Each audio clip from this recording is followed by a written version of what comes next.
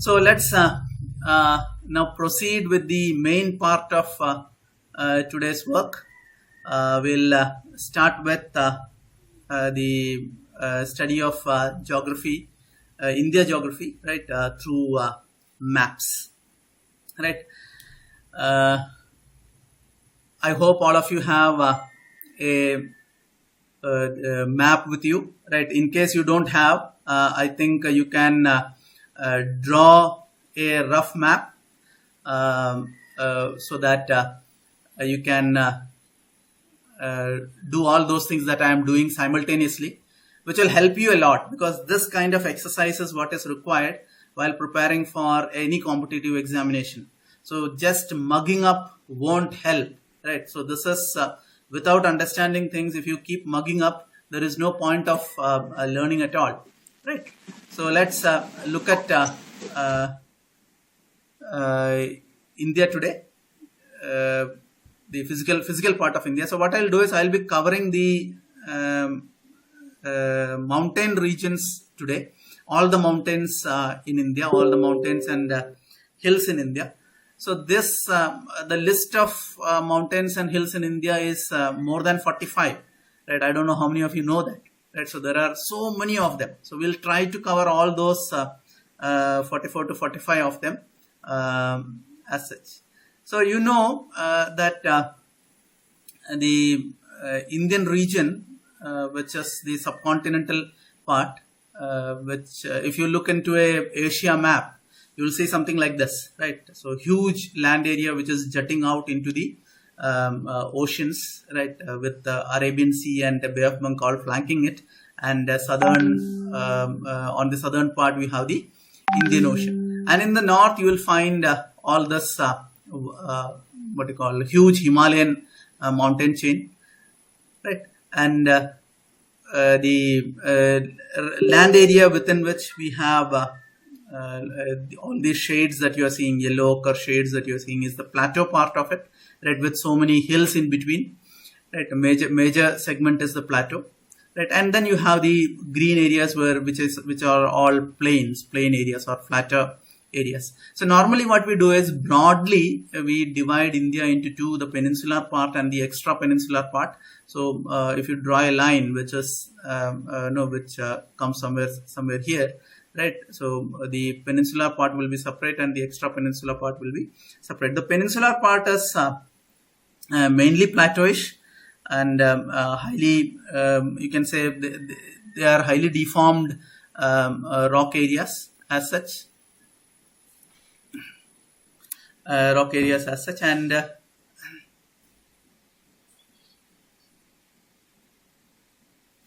right, as such. So this will be you can see that there are lots of what you call plateaus here, and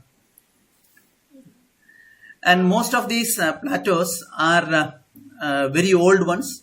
Some of them you will find from Precambrian period to the what you call very recent formations of due to volcanic flows and all, right? So huge formations can be seen. So the landscape is extensive, and you'll find they are normally dry landscape because it is lying on leeward side of the features that are there on the western side and even on the eastern side. So what happens, it remains drier. So most of the plateau regions in India, so you'll find they fall on the drier part of it, right? And so peninsular area, you have certain hills which are very important, but not when compared to the northern part, the extra peninsular part, where you have huge mountain ranges which are the Himalayas, right? So Himalayas, as you know, these are considered to be recently formed mountains. They are called as young fold mountains and all, which itself is a what you call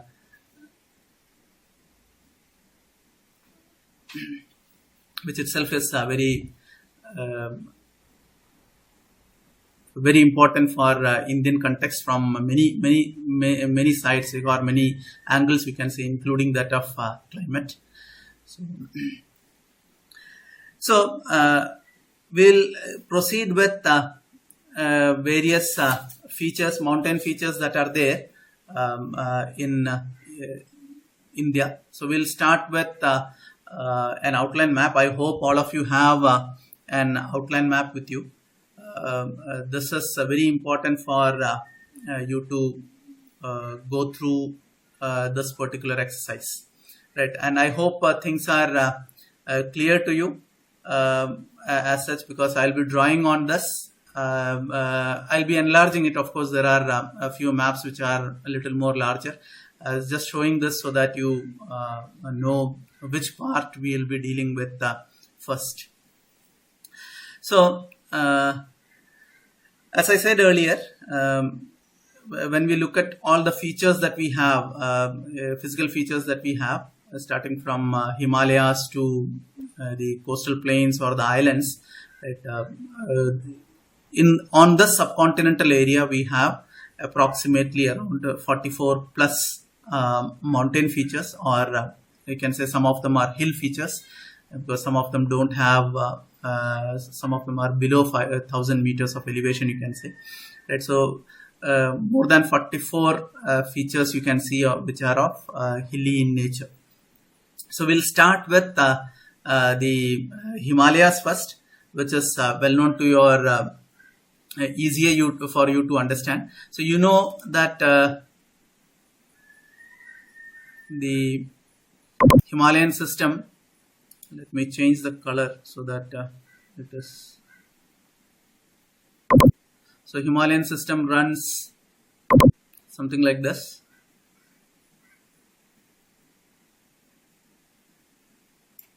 Right, so it goes up to here. On the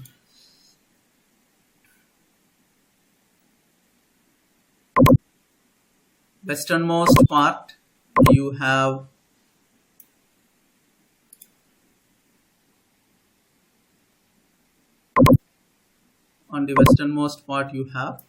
the Nanga Parbat. I'll just write NP, right? Nanga Parbat, right? So that you can expand it. So this is from where what you call the Indus bends southwards. So there is Indus River here. So this is totally 2,500 kilometers in length, which you all might be knowing. Now, most of you know this as a single chain, right?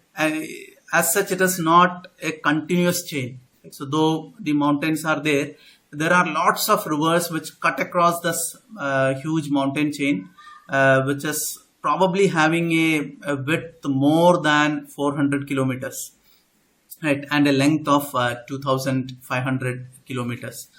On the west, if it is the Indus River, on the east you will find it is the Brahmaputra River or Sangpo River, and on the eastern corner you have Namcha Barua, right?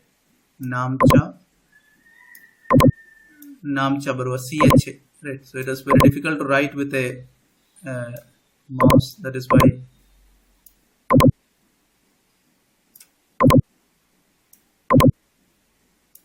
Both these are very high mountains. The Nanga Parbat should be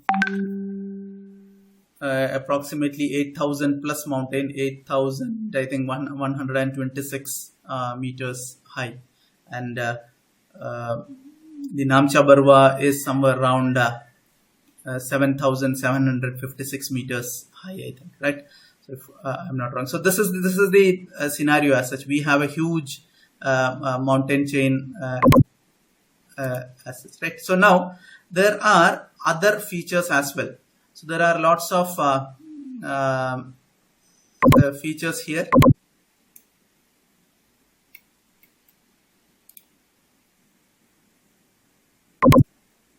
So there are lots of features here in this part, and there are lots of features below that. So what I'll do is I'll put this Jammu and Kashmir thing in a little more enlarged format, so that we can know what is there in those areas. and then we'll proceed one by one so that you understand the things much easily. Right, so remember that the entire Himalayas stretch between these two lines, and if you know, you might have always heard that Himalayas are considered to be having syntaxial bends. Do you know what does that mean? Right, so it means a very simple thing, right? So at both these ends, you'll find the Himalayas actually sharply bend southwards at both the ends. Right? They bend sharply southwards, right? Near about, you can say, 90-degree angle, right? They bend, entire mountain ranges bend southwards. So this is why it is called as this is something that is referred to as syntaxial bends, right? So this is very important thing. Sometimes it can be asked as well. Normally people refer to this arc as syntaxial bend. So that is not the thing, right?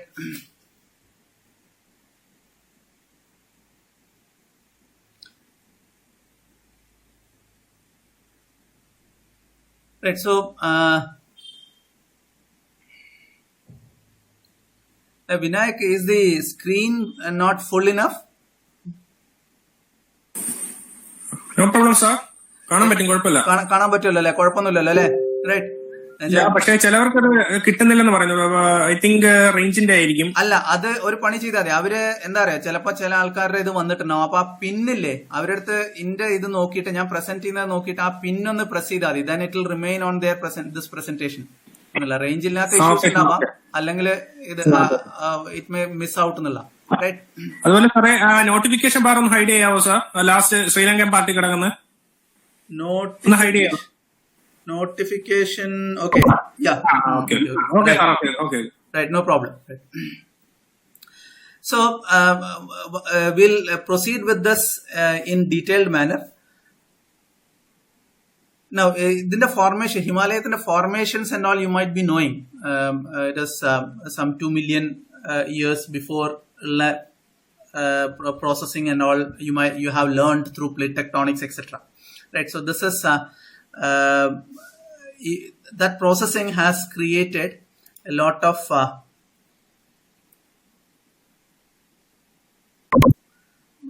of features as such. Right. Sorry.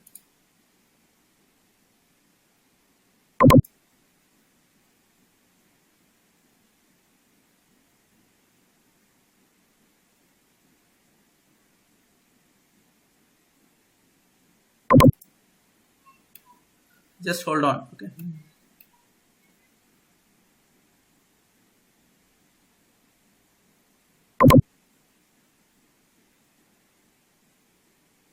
Sir recording അല്ലേ sir? Recording ചെയ്യുന്നുണ്ട്. Okay, don't worry. Okay sir. Okay.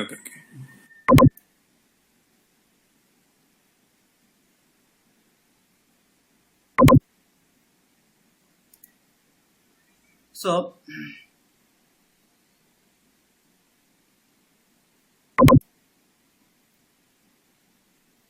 I'll take you to the larger map, then it will be easier, I think.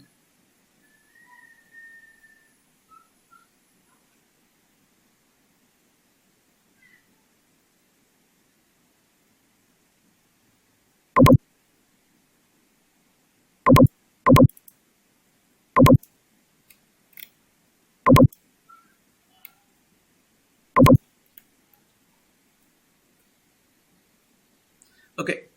This is better. So let me. So what I was saying is, so you have the mountain range something like this, right? And you have the rivers. This is Indus, which is running like this, right? Most of you know the rivers, so I'm not writing the name as of now. Right, so it flows like this. Right. So this is Brahmaputra or Sangpo, which runs.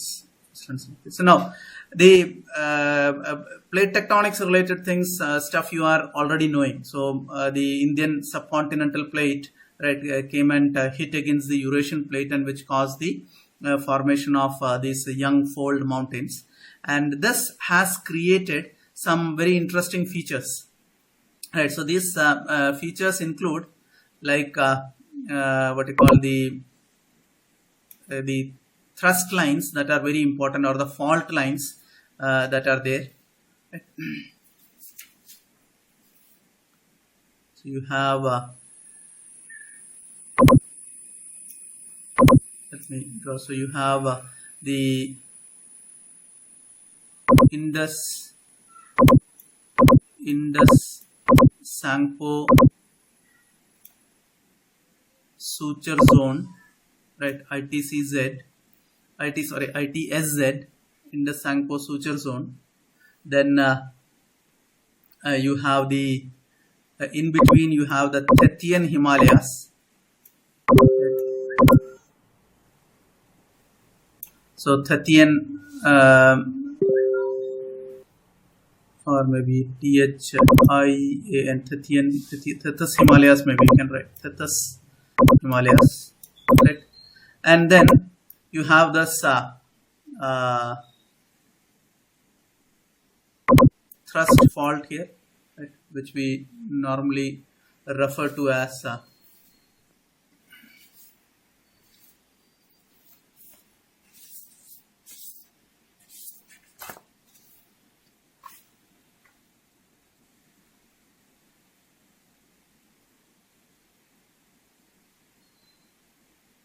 the Himadri fault or thrust fault. This is thrust fault. THF, normally that is what is written, right? That is what we normally write. This is called the trans Himadri, that is beyond Himadri, the thrust fault that is there. So beyond Himadri. So this is trans Himadri fault. And then you have the greater Himalayas. After greater Himalayas, you have the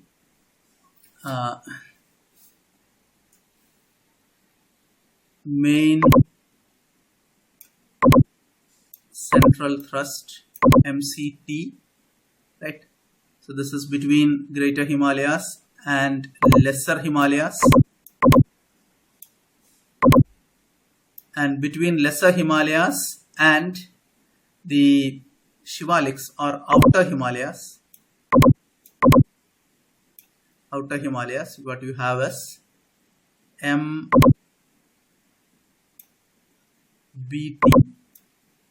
main boundary fault, MBT. And then still south of it, you have the outer Himalayas or the Shivalik mountains, and you have the HFF. HFF is nothing but the Himalayan frontal fault, and still ahead of it is the what you call 4 deep that we call, right, which is filled by the sediments brought down by Ganga, Indo-Gangetic plain, that what we refer to as, right, Indus, as well as the other tributaries of Ganga and Brahmaputra. So you have huge plain area as well. So this is the normal cross section, right, or the profile as such for this particular mountain range, which is very important. And you'll find Tethyan Himalaya does extend even into our Kashmir area, right, the Ladakh, Kashmir areas as well. So entire area north of it you'll find is very important. Now this ITSZ is the line which actually coincides with the Brahmaputra and Indus rivers. So that is what we normally call as the suture zone. Suture zone means nothing but the zone where the two continents got welded.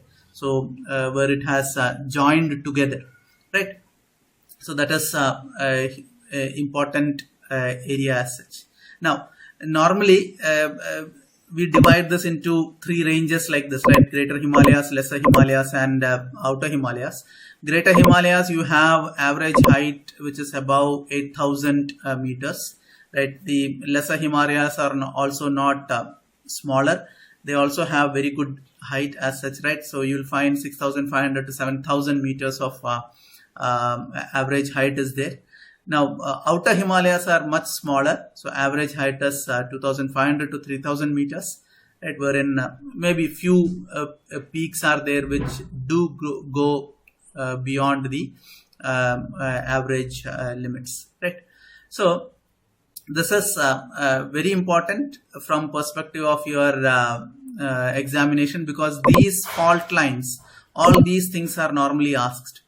So this is a regular thing in most of the examinations normally conducted by UPSCs and all. So you'll find this to be very crucial, right, when it comes to India segment, especially that which is dealing with the Himalayas, right?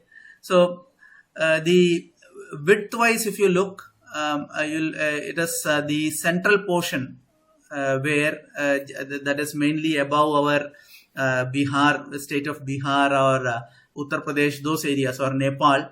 Those are the areas where Himalayas have maximum width, and as it goes towards west and east, you will find it as comparatively narrow.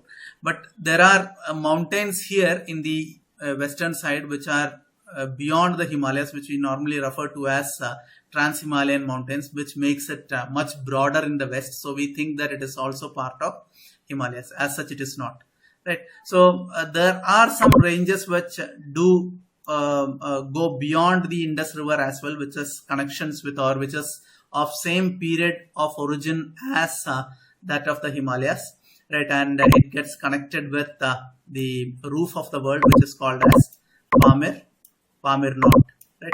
So think why it is called knot. So from here you have Hindu Kush, you have the what you call Karakoram ranges, then you have the Tian Shan, and you have the Kunlun Shan. So right, Kunlun mountains, etc. All of them rise from this Pamir Knot. So that is, and there are so many other smaller ranges also, and that is why it is referred to as the roof of the world, right? So, and it's a very high plateau, right? It is more than 7,000 meters average height is there.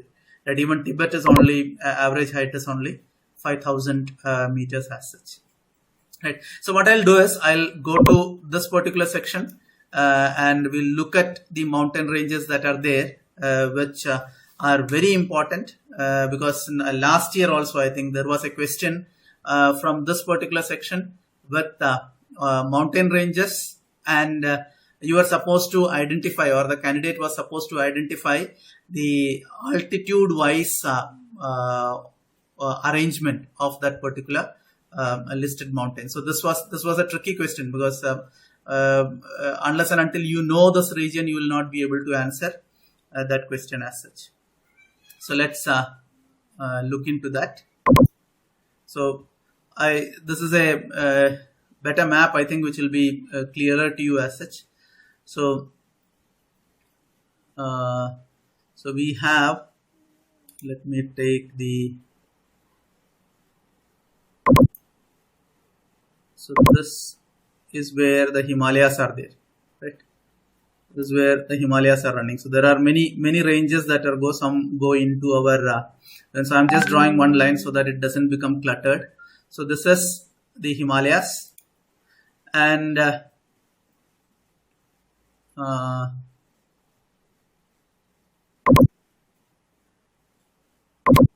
here we have, so here we have the Nanga Parbat, right? Nanga Parbat. Again, it's an 8,000er. Remember, this is now this is as of now not under Indian administrative control. This is in Pak occupied Kashmir, right?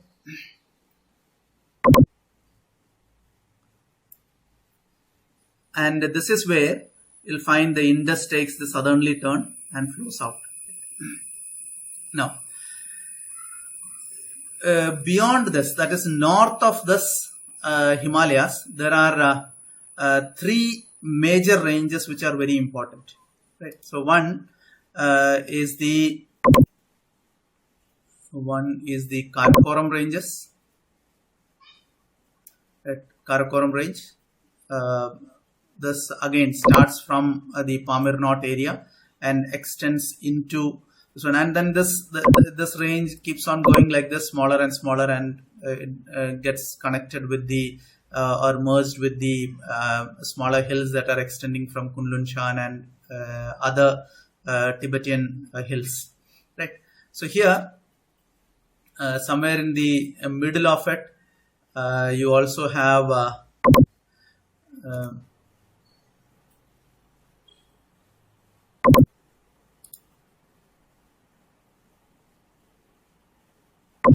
so somewhere in the middle of it you have the K2, right, which is the highest peak. It's also called Godwin Austen. So there are 6 to 8 peaks that have been named, like K1, K2, K3, K4. Right, so 8 peaks are there which are above, I think, 8,000 meters, all very high and very dangerous climbing points.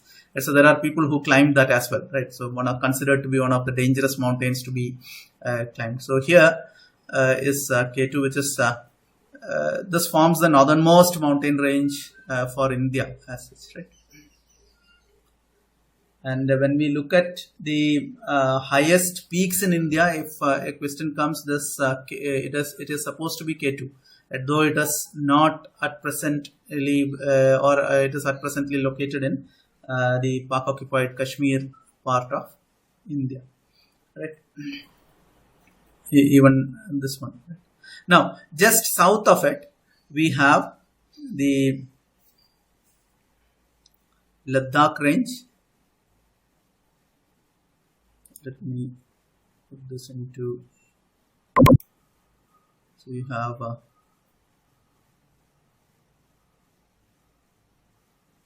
which is on the northern side of Indus.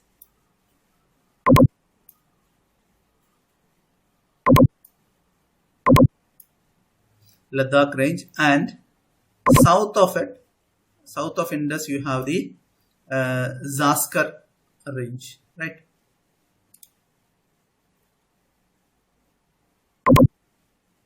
This is Ladakh and this is Zaskar, right? Zaskar, I think the highest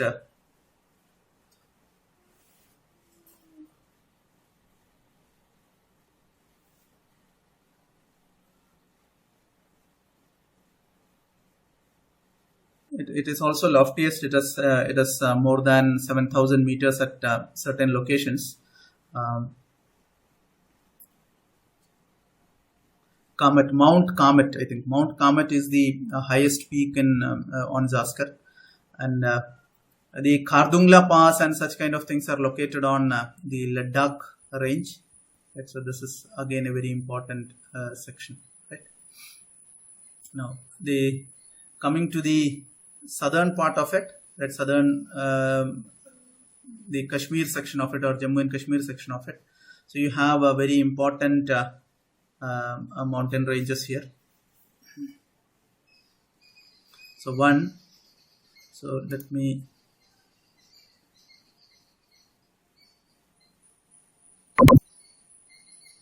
this will be very thickly, this has to be very thick. Himalayas. This is huge range, huge thickness. So it goes in many ways. So there is a range that runs like this in an oblique manner. Right? It gets connected because there are all parts of Himalayas here. So it runs in an oblique manner here, and in between this and the Himalayas, right, the Himalayan ranges, you have huge Himalayas here. Right? This is all part of Himalayas.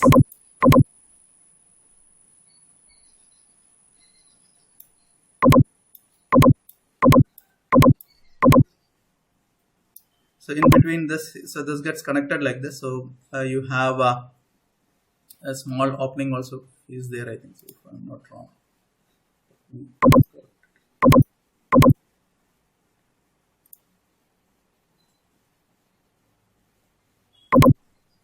Like this. So this is the Pir Panjal Mountains. We have, this is Pir Panjal Mountains.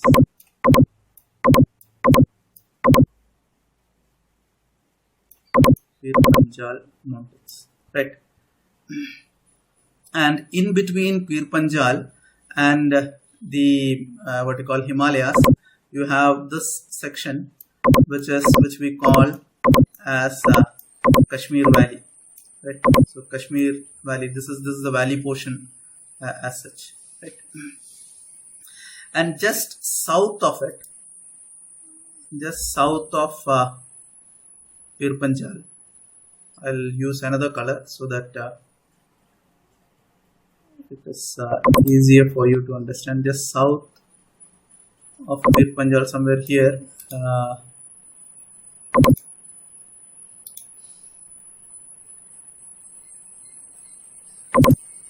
somewhere here you have the Dhauladhar ranges. Dhauladhar ranges. I hope you will be able to write that. I'm not writing the name.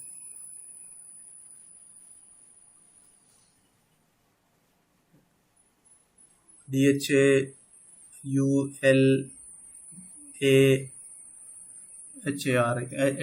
Dhar, right? Dhauladhar. So this is which extends from the Kashmir area towards Himachal Pradesh, right, and then merges with the main Himalayan region, right? And just south of it, still south of it, and just still south of it, you have somewhere here where the Shivalik mountains start, right? This is Shivalik mountains. Shivaliks.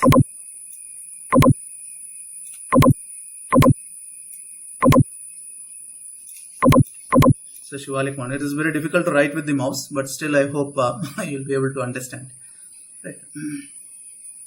Now this entire area here, this is called the Aksai Chin Plateau.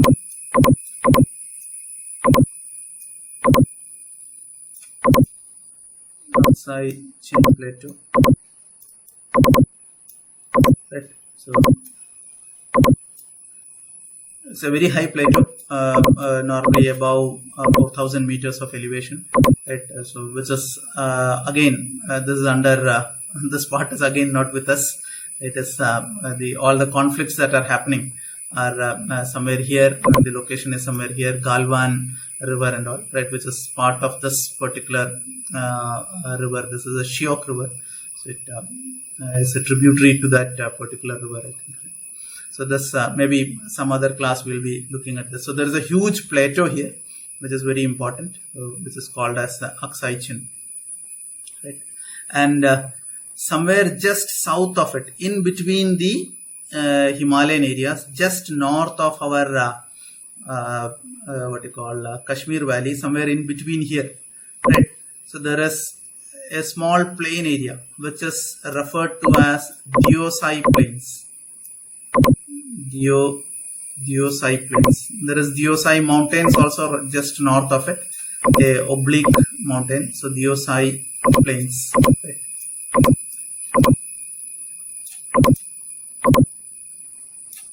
Again, very important plain, which is this is also a well-known what you call national park, but not of India. I think it is in as of now in POK, right? But it's well-known spot for birds and all during the seasons. You know, migratory birds and all do come here.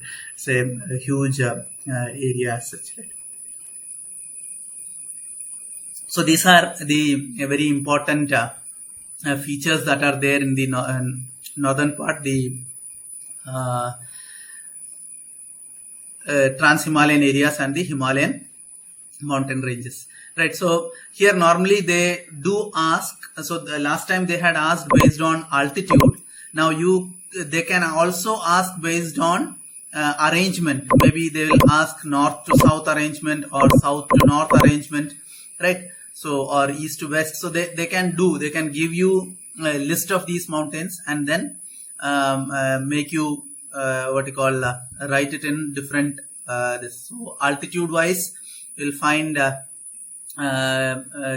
think it was the question was Karakoram, Ladakh, Zaskar and Pir Panjal. Which one of them? So what is the altitudinal organization from sea level of these mountains? So the answer is actually Karakoram, then the Ladakh, Zaskar and Pir Panjal ranges. So this is how it comes through, right? A very, very important thing. So like that, so the questions can be come in a twisted manner, right? So okay, so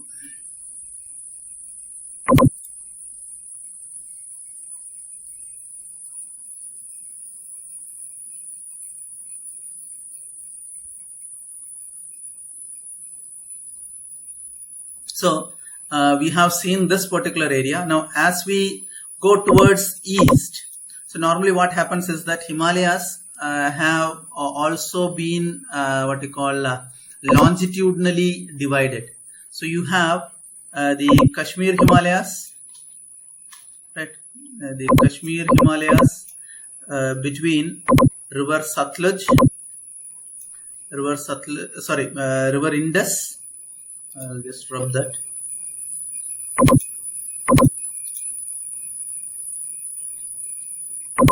River Indus and Satluj. Then between Satluj and Yamuna, you have the Himachal Himalayas, right, HH.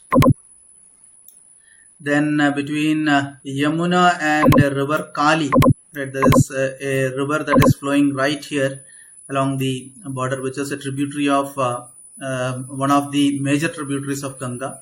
So this is called Kumaon and Garhwal Himalayas. Then between River Kali and the Kosi River, right? So River Kosi, it is called as Nepal Himalayas.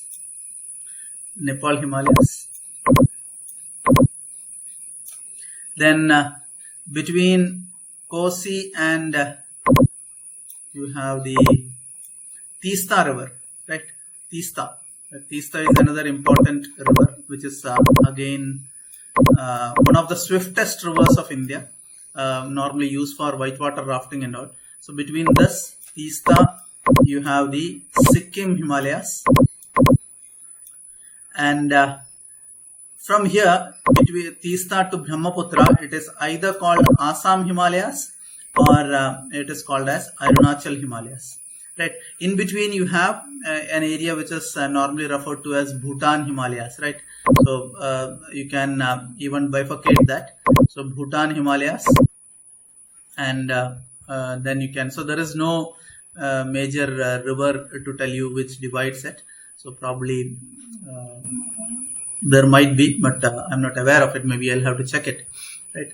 So this is normally referred to as Bhutan Himalayas. Bhutan is one of the countries which is lying mostly in Greater Himalayan part. Remember that. So it is there is part of it in only a small part of it in Lesser Himalayas, and very little in the Shivalik ranges, but maximum part is in the Greater Himalayan area, right?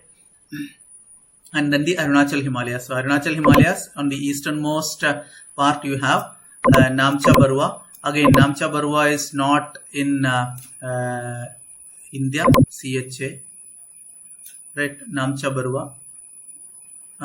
This is again 7,000 plus meters high. So where again the entire mountain system bends southwards in a very sharp manner, and all those which are lying outside this, these are different hills. They are not part of we don't normally call them to be this part of this system. So this is totally process might have been same or time period might have been same, but it is a totally different kind of system as such, right? So this is how it is. So there is nothing much to be dealt here in this particular area. Now some of the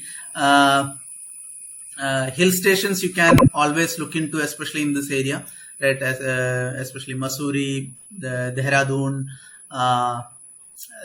Ranikhet or Nainital or such kind of locations. Now normally they do ask which part of Himalayas they fall into, whether they are in the outer Himalayas, lesser Himalayas, etc. So this is something that normally goes into, and then there are national parks and such kind of things, which maybe some other class we can deal with, lots of passes, etc. Right? So those things can be dealt in a different manner, because there are lots of things to talk about them as well, right? So today let's stick on to our the major part of locating these spatially, these mountain systems spatially. So let's move further. So let's move into the northeastern part, so that we'll cover up those areas. Now here in the greater Himalayan segment, somewhere here along border with Nepal, India, right? So this area, right, Nepal and India, you have Kanchenjunga.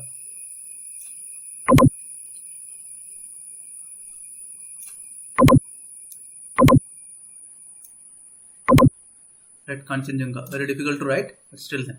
Kanchenjunga is again an 8,000er, a very important peak, bordering. So one side is in Nepal and another side is in the India part. Now this is also, why I'm saying this is also a World Heritage Site.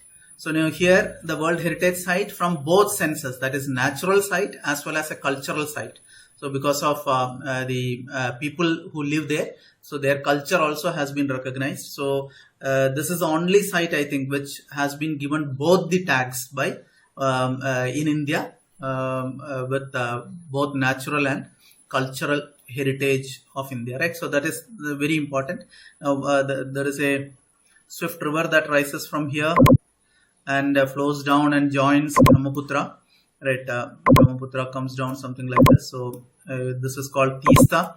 This is one of the fastest rivers that you have in India. So it starts forming, you can say, delta somewhere here itself. So it spreads out in these areas. So especially Siliguri, those areas and all, lot of floods and all are caused by this particular river. Right? Now coming to the east.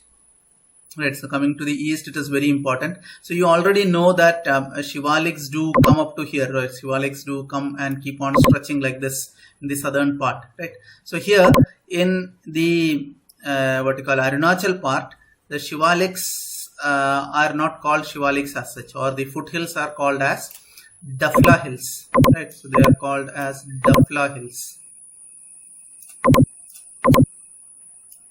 Dafla Hills. And you have the Brahmaputra flowing like this, and you have the greater Himalayas and all here. Namcha Barwa is somewhere here, and here on the eastern side of this river, this particular section, you have the Mishmi Hills. So this area, you can say it's a huge broad segment which gets connected with the Arakan Yoman mountains here, which are running right along the Indian border. So this region is entirely mountainous, and it is called as Mishmi Hills. So this normally what happens is that people do get confused. So with the other rivers. So here you have the Dibang Valley, Dibang River, Dibang and all. Dibang is part of Mishmi area or Mishmi mountains, right? So it is a very dense area as such. So here what you have is the Brahmaputra entering. So there are so many rivers. The river called Lohit, which is joining Brahmaputra from the east, actually rises from this particular area, Mishmi Hills. There are so many other rivers also which rise from the north and join the what you call Brahmaputra from northern part. From south, there are very less number of rivers. Now, you should also look at the what you call map of Arunachal Pradesh if you get time.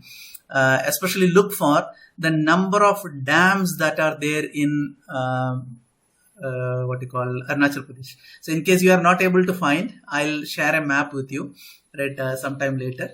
So, first think about it and maybe search for it, and you'll be surprised to see the number of dams that are there in Arunachal Pradesh. And still, what we have is huge floods in what you call Assam Valley, right? So you can think about what dams, whether the dams have been able to control floods as such, right? So that's a good thought to look at when we are discussing about this, right? Now, coming to other regions, northeastern regions. Now, here you have we looked at Mishmi assets. So let me just clear this so that I have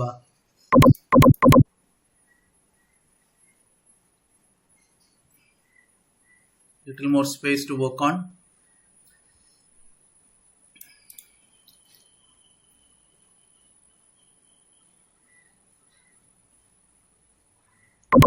So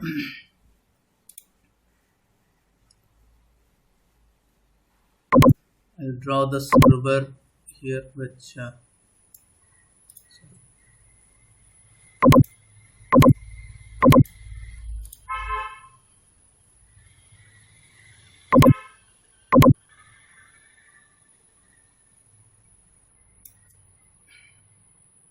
that is Brahmaputra, just to get the scales right, so that you also understand the actual location of mountains. So there are so many rivers. So here you have the Mishmi Hills, which I'm just writing MH. Right, just south of it, along the Arakanyoma, you have the Patkai Bum. Actually, Patkai Bum stretches from here to directly up to here, but they are known by different names, right? So it is called Patkai Bum. Patkai.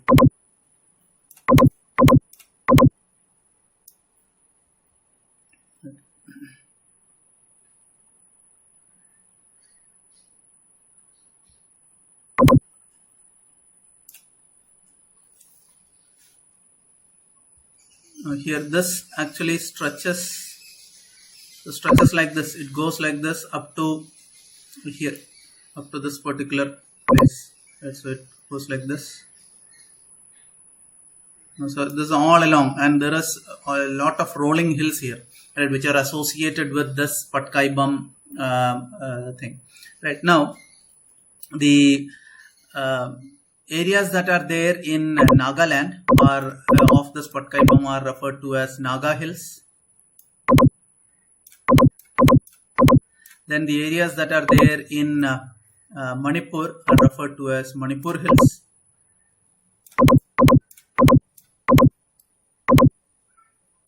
Manipur Hills, and then you have the Mizo Hills. Can anyone think about a different name or another name for Mizo Hills? It is called Lusai Mountains. Lusai. Right. Lusai Hills. Lusai Hills. Right. Very, very important again. Patkai Bum. I think there has to be an H also. Bum. Right. Now, so this is here, and then you have one mountain or one hill which is lying separately. This is called the Maikir Mountains. Maikir. So this is in the Assam Plains itself. You'll find a huge hill which is called Maikir Hills. Mikir, right?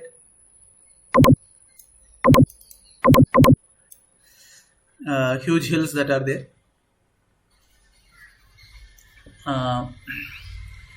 Then you have the Meghalaya plateau here, which is again very important plateau, and there are three different set of hills here in the southern part: the Garo, Khasi, and Jaintia. Right, Garo, Khasi, and Jaintia. Now, these are very important because one of the most important factors is the depositions of limestone. And if you remember, very recently, right, the geological time scale, the International Geological Time Scale Authority, so the people who are dealing with it, the Stratigraphy Society, it is, as such it is called, right, they have included one of the small periods from this particular area, where the evidence came from this particular area, and it is called as Meghalaya period. You can check with your, you can just Google it, Meghalaya period, and you will find. So in the limestone deposits, they were able to find some evidences, geological evidences, which has been included as of now in the. So this area is very very rich in resources. You have coal, which is available in nice good amount, and you might have if you are listening to news and all, every day you'll find there are several accidents that are caused in this area, especially mine accidents, because rat hole mining is also common here, right, wherein there is no that is people themselves doing mining. There is no organized mining, so the people themselves go and do mining. They get into depths of the what you call earth, and they try to mine out coal. So the several accidents do happen as well in this particular area, right? So a huge importance. And these Garo, Khasi, and Jaintia, these hills are named after the tribes that they live there. And your Mausinram, Chirapunji, all those things are here only, right, in these locations. Now, there is one more hill that is very important, which runs somewhere like this. It is called the Barail range. Barail range, right, or Barail hills. So this is the northeastern part. Right. So let me also give you some more insight into this particular area, where you have the largest island formation, right, River Island formation. Hope some of you are aware about it. So there is a river called Subansiri, right? So where the Subansiri is joining, so you'll find a huge island is formed, right? So huge island, because the Subansiri branches out, and then there is this island is the largest island that you have, which is called Majuli, right? Majuli Island. Very interesting. So this then there are few rivers which are very important. Lohit, which stretches from Mishmi hills. I'll just write it here. Lohit river. You have Siang. Siang is another river that flows down.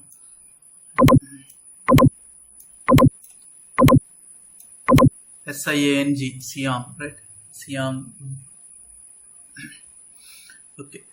So this is all about what we can talk here. So then you can also look here somewhere, because there are lots of troubles going on along the Tripura border. There is a small stream. I'm not remembering the name. Maybe you can check it, which is part of current affairs related issues. So there is a small stream which forms boundary between India and Bangladesh. Right. Okay. Now let me go back to another slide. So I'll just let's see. Okay, this is good enough. Another cross-sectional thing that you should be remembering always, and which is normally asked, is the because if you remember, this is the Shivalik Mountains, or the foothills, the outer Himalayas, we can say, and just south of it, just south of the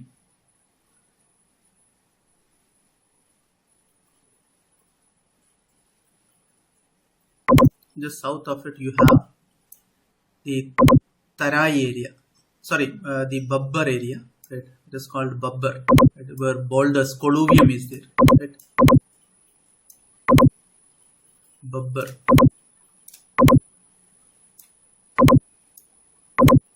So it is a small belt, right? You can say small belt here, which forms huge colluvial deposits. So it is there, it extends, and some places you may not find, but still it is there because where the rivers start entering into the flatter plain areas, right? And just south of it, just south of the Babbar area, you have. Let me change the color, and just south of it, you have the Tarai. So there is a belt here which forms the. I am just drawing a little broader so that you understand where it is. So you have a belt. So where the Babbar is the place, or colluvium is the place where rivers disappear, and they tend to reappear here in the Tarai area. Now this is a swampy area where you have there is forest cover, but more than forest cover, you'll find there is a huge growth of grass, right? Something like elephant grass. You will find a huge grass, long grass growing, a lot of swampy areas, and this region, Tarai region, is well known for lots of our national parks, which are located Dudhwa, be it Dudhwa or be it Valmiki Tiger Reserve. So many of them are located on this, be the Manas Tiger Reserve here, right? So you have the Jaldapara, the Kuch Behar, those areas, right? So there are so many of them are located because this is wildlife rich, biodiversity rich area. Now just south of this, you have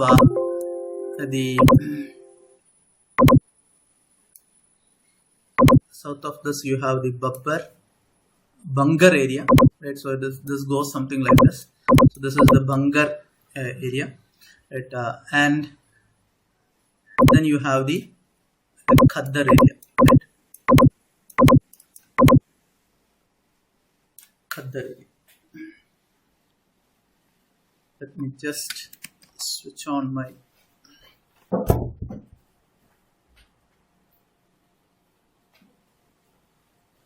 So this again is the another longitudinal division, because this again is normally asked. So this is Bangar, right? Bangar, BH maybe, right? Bangar, right? So Bangar. So this order is also normally asked in these examinations. So be clear with this. So you have the Babbar, you have the Tarai, then you have the Bangar, and then you have the Khaddar. Khaddar is what you call starts where the delta formation starts. So delta formation starts much higher than what we think it is not here. It starts where the river starts splitting up. So Hooghly splits up much north of where the actual Sundarbans are there. Right. So the entire region forms a huge delta. Right. So this is the apex of the delta is here. Right. The where the Hooghly River is bifurcating. So I hope this thing is clear to you. I'll just clear the screen so that we can go to the other things, right?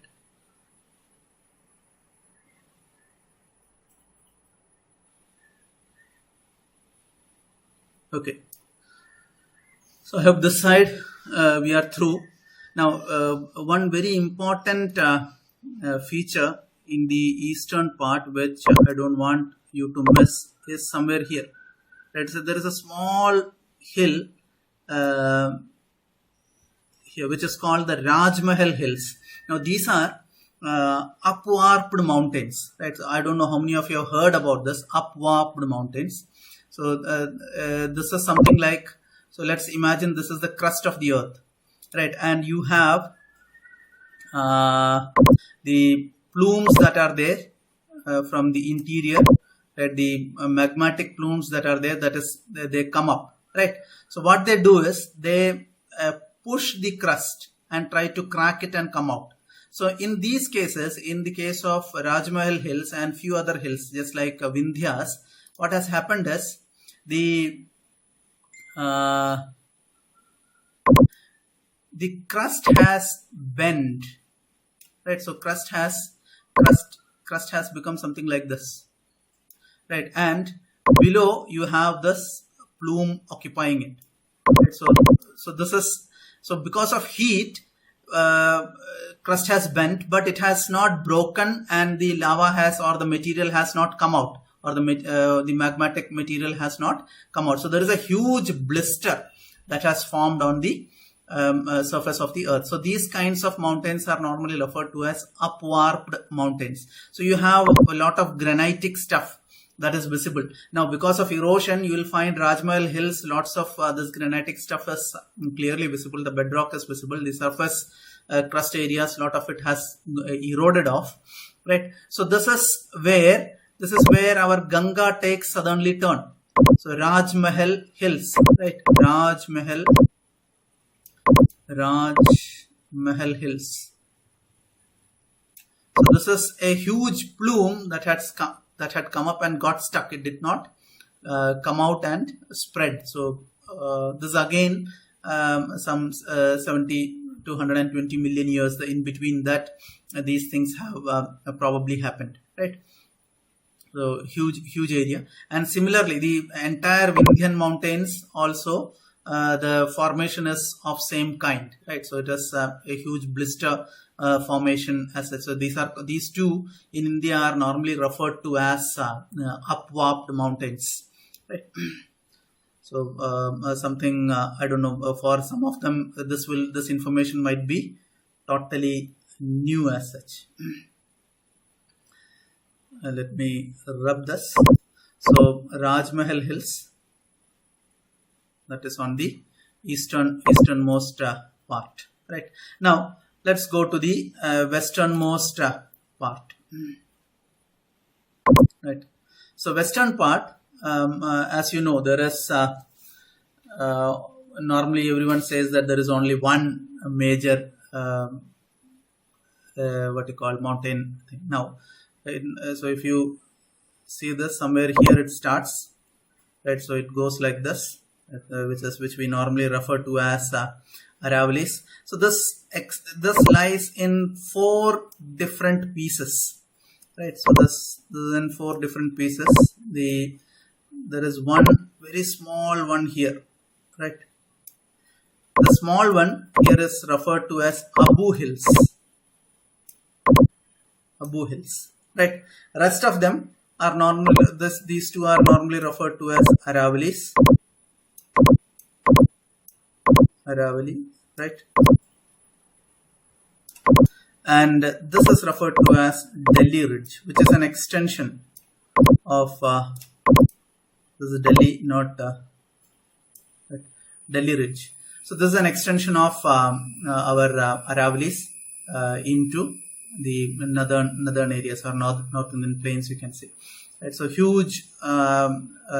This is one of the oldest of the mountain systems that you can see, and the southernmost point of it, right somewhere here, you have the highest peak, which is named as Guru Shikhar, right, somewhere around 1721 or 22 meters high, right. There is a place called Mount Abu here, right, and on top of it you will also find a lake, which is called Lake Nakhi, right, Nakhi. So the story is that this was created by Lord Indra and his team with nails, right? Your fingernails, that is nak means nails, right? So this is a very interesting lake which gets frozen during the winter season, right? So you can do ice skating in case you are interested here. And another interesting thing is, so where this first Aravali, this one ends, so somewhere here you'll find your another interesting lake called Sambar Lake, right? Very close to that, in that it is not in between, so in that gap area only it comes. So Sambar Lake is there, right? So within the Aravali section, and west of Aravali is, it is the you have the desert area, and as we move towards the west, it becomes more and more sandy, right? Very sandy kind of this axis. So you can go up to, actually you can go cross this and go up to Jaisalmer, and after that it is entirely desertic areas, right? Now these are highly a very old region of India, and these are mineral rich as well. So you'll find some of the well-known minerals like copper, zinc, lead, silver, etc. come from this particular area. Right, so there are so many mines that are very important here. You can search through, and you'll get some of these mines as well. Right, a very what you call important region as such. And the rocks that you will find vary from sedimentary to metamorphic rocks, because a lot of processes have undergone this particular area. So you have Precambrian material to the recent alluvial deposits after erosion. So you'll find lots of these materials that are there in this. And this entire system, we say it has the system or the what you call the orogeny is named as, or the formation of this particular system is named as Aravali Delhi orogeny. So this was the orogeny when because of which the entire mountains were created. And so this is about this one set is basically near about barren. You'll find exposed rocks. Wind erosion is very high. You'll find very beautifully shaped rocks there because of wind. Very interesting place to visit. You can think about. So it is the distance is about I think 700 kilometers or so from its southernmost to the northernmost point. Average height is somewhere around 500 meters. Right, the southern side. As we move towards the southern side, it keeps on, where the height keeps on increasing. Right, and there are lots of heritage locations on top of it, which is very interesting to see as well, right? Towards the Sir. Yeah, Parnolu. The completely today. എന്തായിരുന്നു? അല്ല, നമുക്ക് ഈ network ഇഷ്യൂസും അതുപോലെ തന്നെ ഈ phone charge ഒക്കെ പലരും പ്രശ്നം പറയുന്നുണ്ട് കേട്ടോ sir. Okay. So let's see. We'll finish it off in another 15 minutes of time, right? Okay, sir. Okay. Take your time. Right. Okay. Now we'll quickly go down to the Vindhyan region, right? Now again, these are very important things. Vindhyas, they do stretch north of. So you have the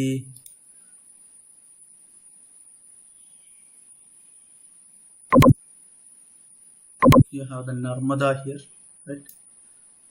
Narmada, and then you have river Tapi, right? So these are two rivers which are very important. So this may not be this long.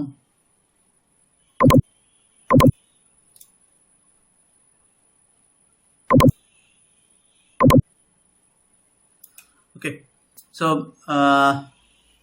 again, as I was saying, Vindhyas are the upwarp mountains, and normally this region again is asked by them. So there is another small range of it which is lying just north of it.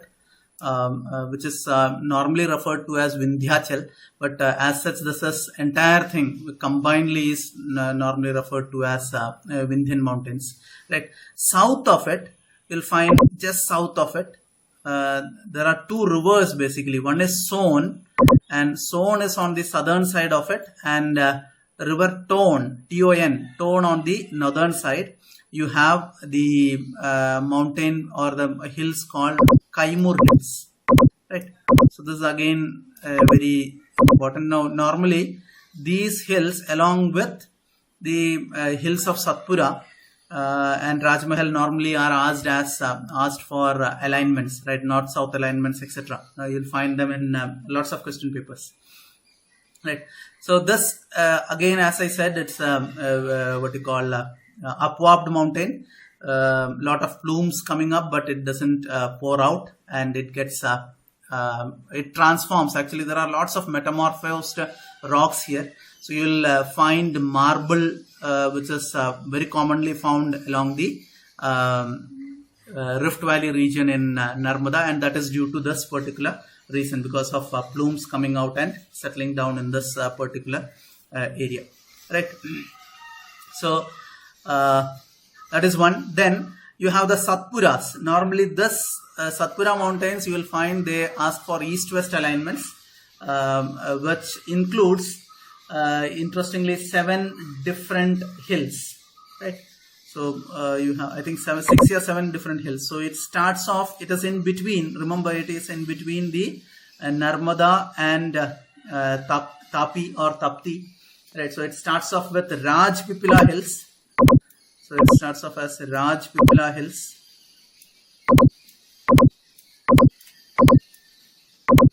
Rajpipila. Then, which is a little longer, right? Continues as right.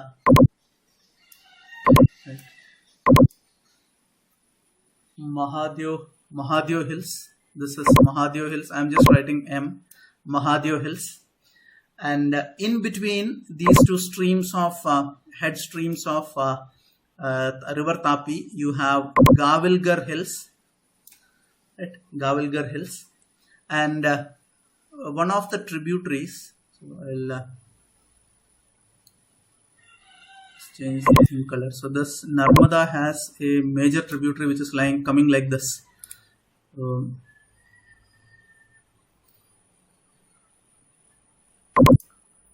And here you have two oblique kind of mountain which is called as Maikala Range, right? Maikala Range, Maikal or Maikala, right? So this is very important again. And then you have little more east of it, you have another circular hill, right, which is referred to as Ramgarh Hills. Ramgarh Hills. So these are what you call part of entirely, this entire complex is considered to be part of Satpura mountain group, right? So very important from perspective of questions that are asked from this particular section. Then in between you also have the Amarkantak. Somewhere here you have the Amarkantak also, which actually is the meeting spot for the Satpuras and the plateau here, right? Satpuras and the Vindhyas as such, right? Now, south of it, south of the Tapi, you'll find the Western Ghats start off, right? So where the Western Ghats start off, there is a hill range which runs south, right? This is again very important, right? Satmala, it is called Satmala, right? I'll just write it here, Satmala. So this is have something else to draw here as well. So Satmala, this is a spur that is running towards east, southeast, you can say, right, from the Western Ghats. Then you have the just south of it, somewhere here you have Ajanta Hills. Again, normally these are in a combination: Ajanta, Satmala, Harishchandra, and Bhalghat ranges. Normally they are asked in most of the examinations. Right? You'll find Ajanta. Then just little more south of it, you have the Harishchandra, and in between this you have Balghat, right? Balghat ranges.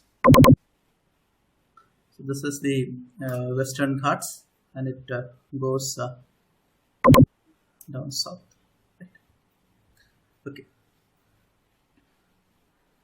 And Western Ghats does stretch southwards. Now, before we go into the other parts, we can also have a look at the major plateaus here, because this again is crucial from perspective of your examinations, right? So here you have just north of it, north of our Vindhyas, you have the Malwa, right? I'm just writing this as Malwa. Towards northwest of it, this particular area, you have Mewar. I'm just writing here Mewar. Then towards the northeast of this is the Bundelkhand. So then towards east of it is the Bagelkhand, and still towards east is the Rohilkhand plateau, and towards south of it you have the Amarkantak area, and east of it you have our Chota Nagpur plateau, right, which stretches down to this. Now here in between also there are few geologists who believe that this area is also a plateau, and they normally call it the Madhya Bharat plateau, right? So this is also, in case you want, you can remember, right? It is called the I'll just write Madhya Bharat plateau. So that is what they call it, right? So you have Malwa, Mewar, Madhya Bharat plateau, the Bundelkhand, which is mostly a ravine area, right? The Bagelkhand, Rohilkhand. Then you have Chota Nagpur towards the easternmost part.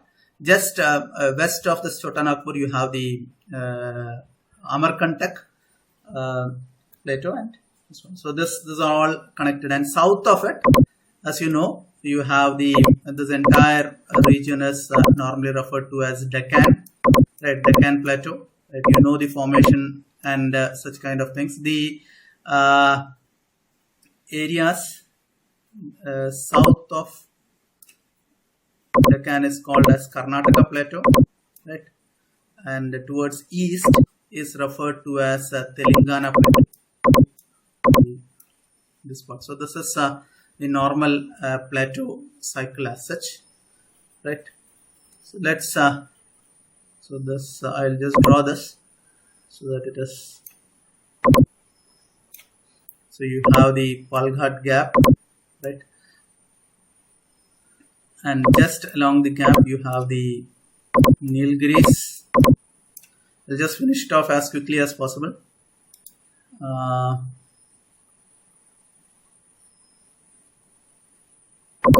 You have the river Kaveri somewhere here, right, running through, and towards east of it, you have Chevroy Hills. Then you have Javdi, right? Chevroy. You have Javdi Hills. Then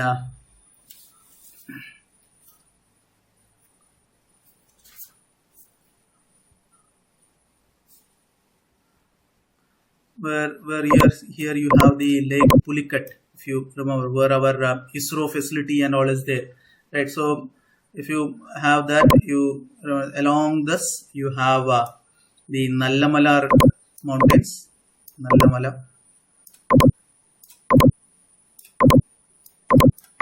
Nallamala goes up to you can say the Krishna delta. So you have Krishna river that is coming in, and then you have the Godavari also.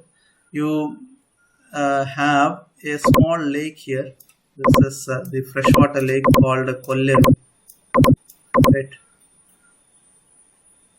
Kolleru, and then it continues as northern Sircars, right? Northern Sircars.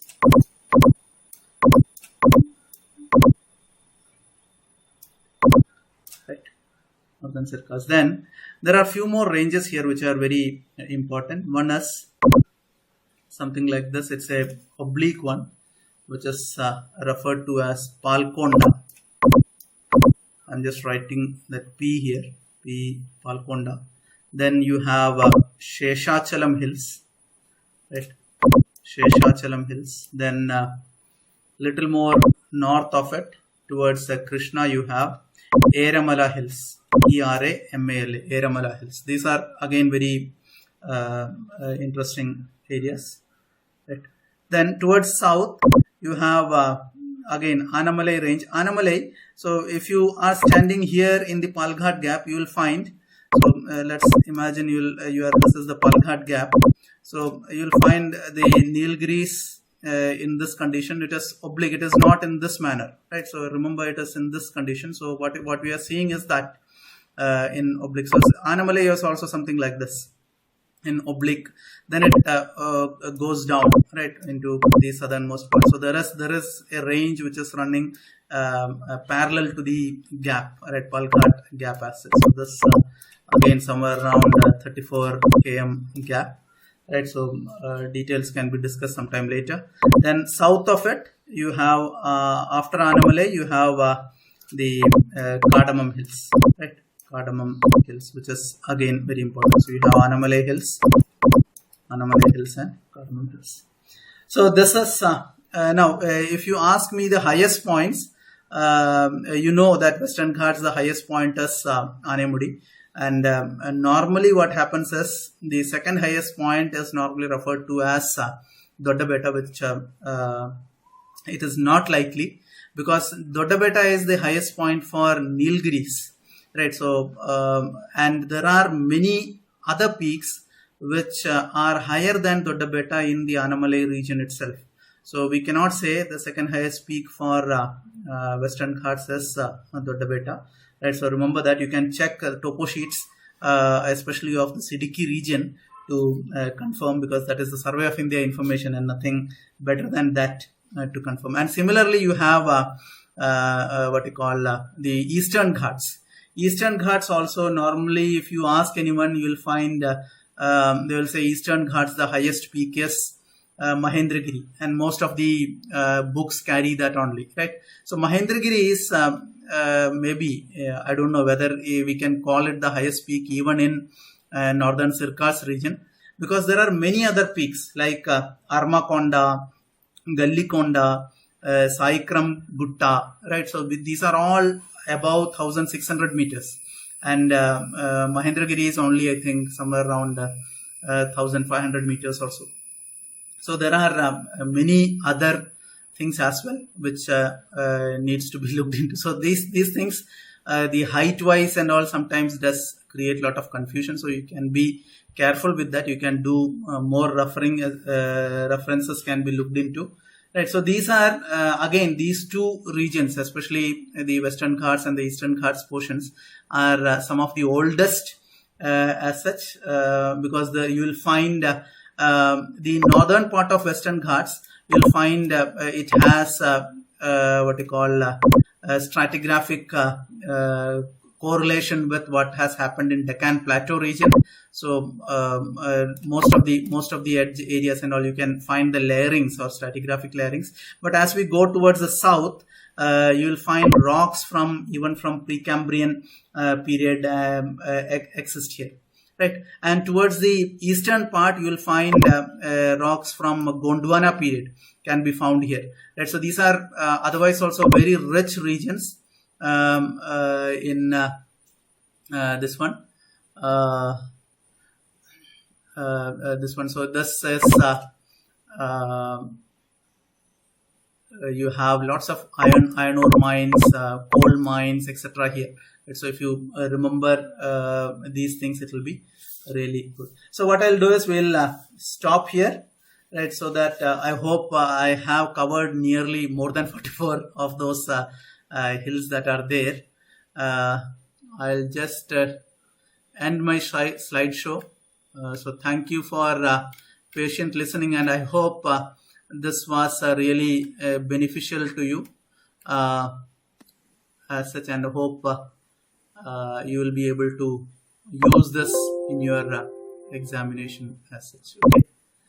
So ending my slideshow, and we can go live as such. Okay.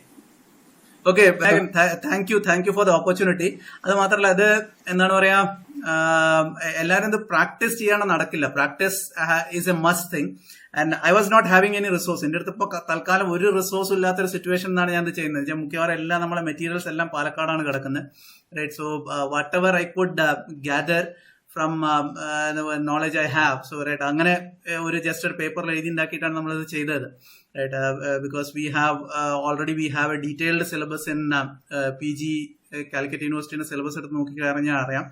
ഇതിനെ കുറിച്ച് കൂടുതൽ വേണമെങ്കിൽ ഞാൻ cover ചെയ്ത് complete, there is a book by NBT പബ്ലിക്കേഷന്റെ physical geology of India. വളരെ simple ആയിട്ടുള്ള ബുക്കാണ്. നാഷണൽ ബുക്ക് ട്രസ്റ്റ് പബ്ലിഷ് ചെയ്തിട്ടുള്ള ഒരു സംഭവമാണ്. അത് it doesn't cost much, maybe 100 rupees or 200 rupees എന്തോ ഉള്ളൂ അതിന് cost. But this is something that every geographer from India has to read. ഇതൊന്നും വായിക്കാതെ ഒരിക്കലും അറിയില്ല എന്താണ് പറയുക ഇന്ത്യൻ സബ് കോണ്ടിനെന്റ് എന്ന് പറയുന്നത്. And if anyone wants to understand the origin of it, you should read the book by Pranay Lal, which is called Indica. Right? വളരെ വളരെ ഇൻട്രസ്റ്റിംഗ് ആയിട്ടുള്ളൊരു കംപ്ലീറ്റ് ബയോജോഗ്രഫിക്കൽ എവല്യൂഷനെ കുറിച്ച് സംസാരിക്കുന്ന ഒരു ബുക്കാണ്. So people have to read so that they can expand and become real geographers എന്നുള്ളത്. And then go and see the places. മിക്കവാറും ഈ പറഞ്ഞിട്ടുള്ള സ്ഥലങ്ങളൊക്കെ ഞാൻ പോയിട്ട് നേരിട്ട് കണ്ടിട്ടുള്ള ഒരാളാണ്. And after my PG, this was my main hobby, to go walk around and see. So whatever I said is from those experiences.